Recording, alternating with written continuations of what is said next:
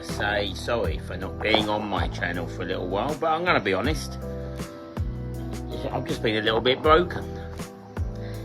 You know, we've had Father's Day and my son's come up to his 13th birthday, and as you know, he was ripped out of my life on the 15th of April 2022, and my channel has always been to help, advise. I'm not here for sympathy.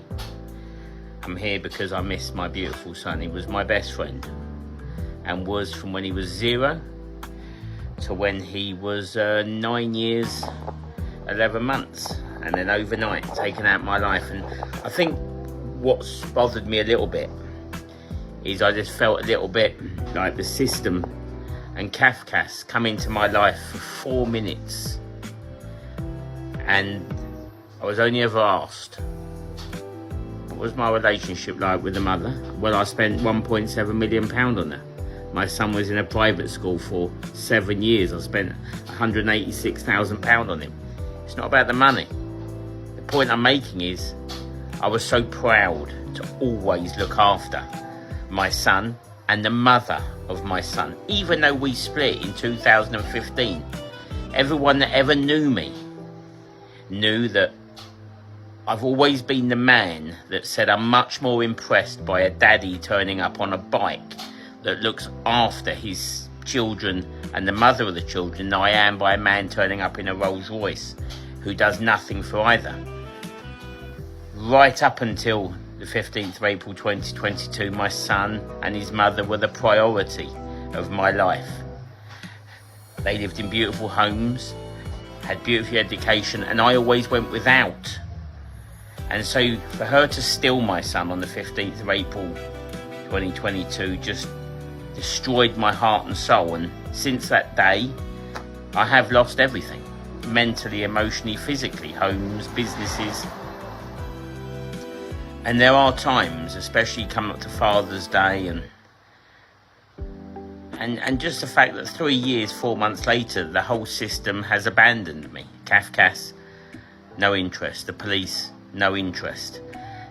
So you're left with no other alternative but to go back into the family court.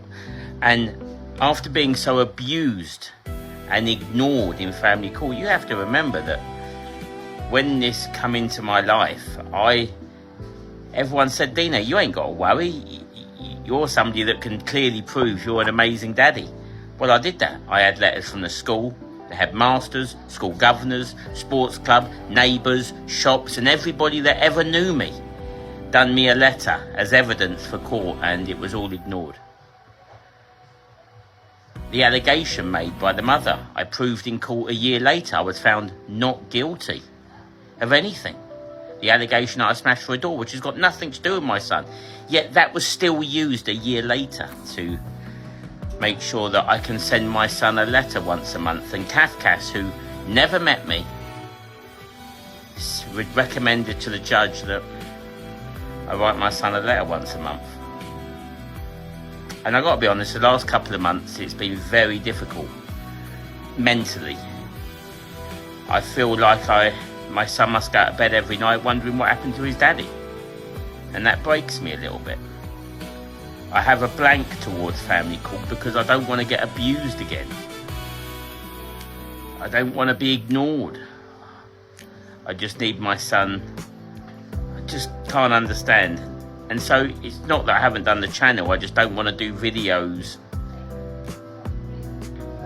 that show the real destruction to me. And when I say I'm a broken daddy, I am a broken daddy, completely broken.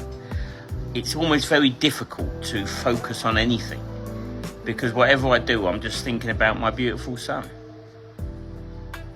So I just wanted to let you know, your messages are asking me where I am. Listen, it's so appreciated. I've just logged into my channel and I thought, wow, there's so many people that care. And I've really been trying to survive the last couple of months because throughout all the hurt, you still have to live. You still have to eat. You still have to, pay a rent. You still have to pay bills. And the system has no care. So I just want to let you know, for the last couple of months, it's been really tough mentally. My son was my hero. We were best friends, and anyone that ever knew us knows it was only ever me and Boyce. And I'll give you an example. Just the other day, I got a message from somebody that I haven't heard from for about 5 years, and what they wrote was, "Hello, Deano. I hope you and Boyce are well." Sometimes that breaks your heart. I just loved my son. He was just everything to me.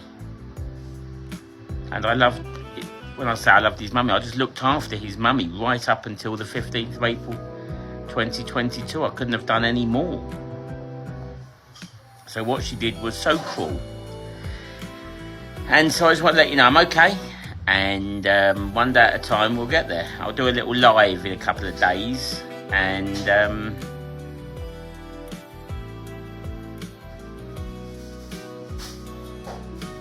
you know, I truly understand. I've said it all through my chapters, why many dads don't make it. When I watch the news, I watch any TV show, they miss their children. That's all they ever talk about, how they miss their children. Well, they're only on it a week or two. When it's been 3 years, 5 months, it's extremely horrific. This is my son. I'm just asking, can someone tell my son that I love him and I miss him? And no one else. Police don't want to know. And then I rung Kafkas to explain parental alienation to me. The director that I had the number for left, resigned. So I rung her new boss, and then Kafkas, a month and a half ago, sent me a letter saying, please don't contact us anymore, or we'll ring the police. So it's almost like they come in your life, steal your child, and then abandon you. I know what I've got to do. I've got to go back into the family court system. I know that.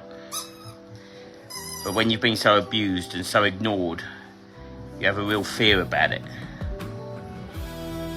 Anyway, we'll do it live in a couple of days and we'll get there. I just wanted to let you know I really appreciate all the messages. And you know who you are. And love you all. Dads, one day at a time. If you like Deano's stories and you want more, and you've got stories of your own that you want told, get in contact and we can sort something out.